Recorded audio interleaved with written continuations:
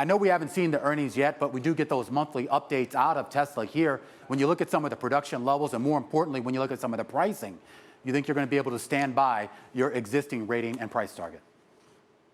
Well, when I looked at my 2023 forecast, I was forecasting lower average selling prices and translating that into lower operating margins for the company. So, right now we saw record deliveries from Q1, and so I think that's going to at least partially offset some of the price cuts because you're going to see lower unit production costs, especially as those new factories ramp up. So that should at least give them some offset to a margin pressure.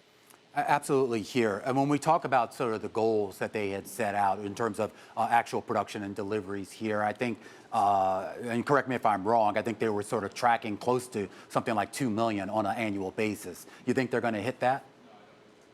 Well, I forecast more towards the lower end of management's range, about 1.8 million, because I don't think that they're going to necessarily ramp up production faster than they think demand can handle it.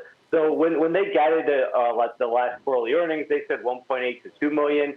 I'm going to go more towards 1.8 because CFO Zach Kirkhorn did say he is focused on the operating margin. So I think they would not completely continue to slash prices to the point where it's very detrimental to margins without at least wanting to preserve some positive profits this year. Do you think the new tax credits, a new round of tax credits that were just announced, do you think that could have a material impact on demand for them?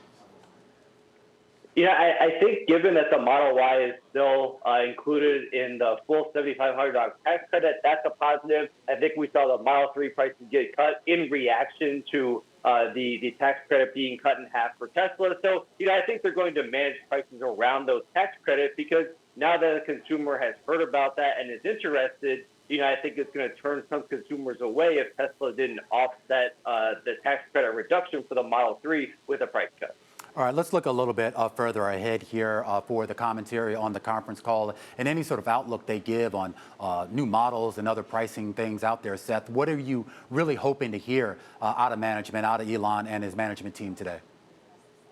Well, what I'm looking to hear is how they're thinking about price cuts versus a slowing economic environment versus what they can do to qualify for future tax credits in the U.S.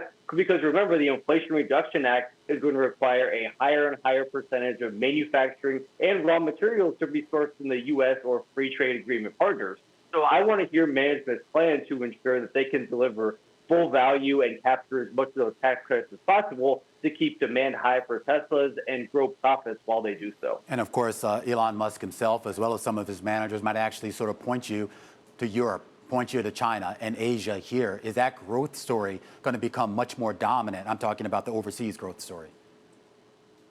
I think so. I think as we see EV in general, EV adoption continue to grow, and most of that is in China. And as we see Europe EV adoption continue to grow, Tesla's market should look increasingly more revenue should come from international sales. So we should see the U.S. become a less important market, but still a very important market over time.